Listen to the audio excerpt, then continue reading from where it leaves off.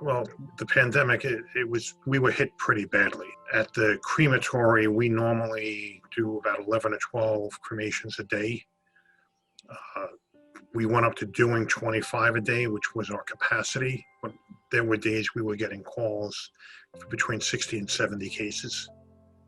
So we were getting 3 times the volume. Our interments went to almost 400% per week.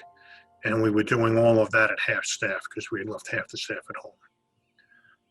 And, as busy as we were, the cemeteries in the New York City area were hit even worse than we were.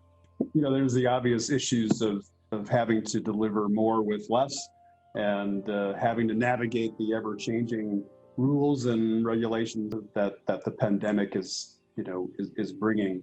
Every funeral home professional that I know of wants to throw the doors open wide, invite as many people as possible. They see firsthand on a day-to-day basis the power of, whether you call it a visitation or a wake or whatever, the sharing of stories, the sharing of support.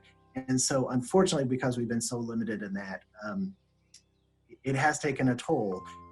Some people have been able to adjust pretty well. I know some people really find support in a very specific online support group where they reach out through technology, and some feel very supported that way before the pandemic, and certainly maybe even more so now that it's here.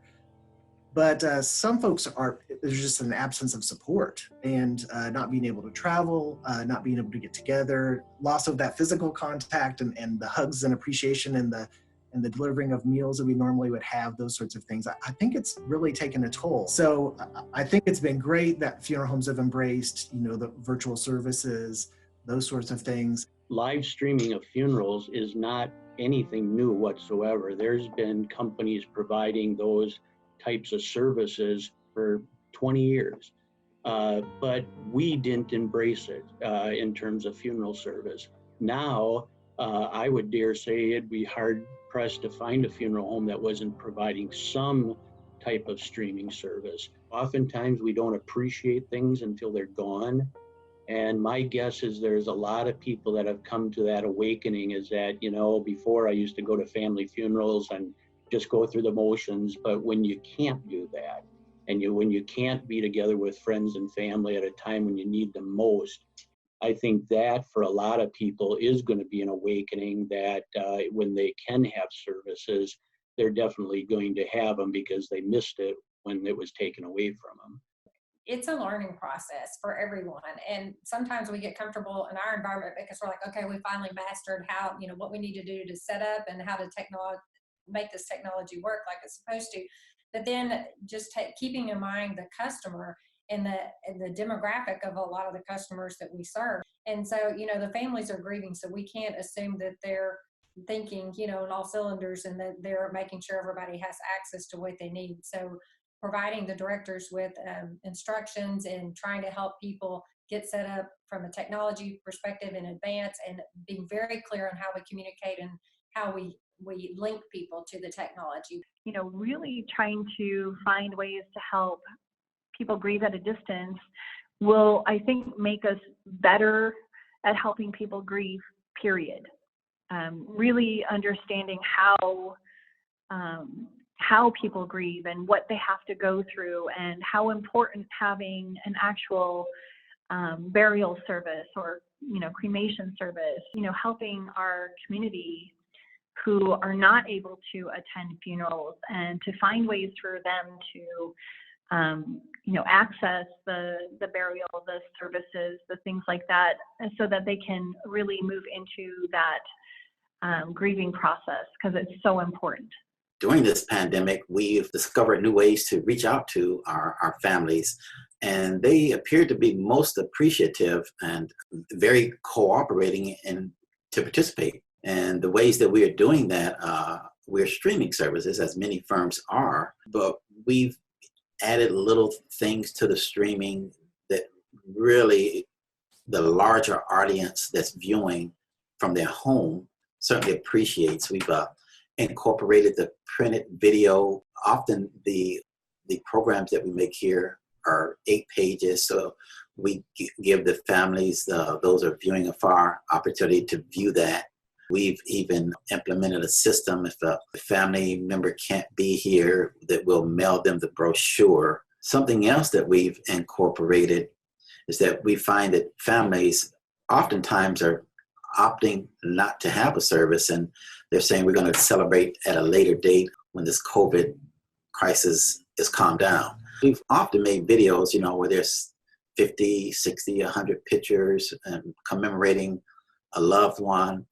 But we've made several where we've actually filmed an introduction where the family can let those know that we're not having a celebration at this time, but we loved our auntie so much that if you could just share some of our fondest memories with us, we would appreciate that. And you can comment, and we're going to announce a date at a later time.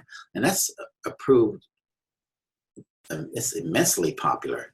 And we've done several of those.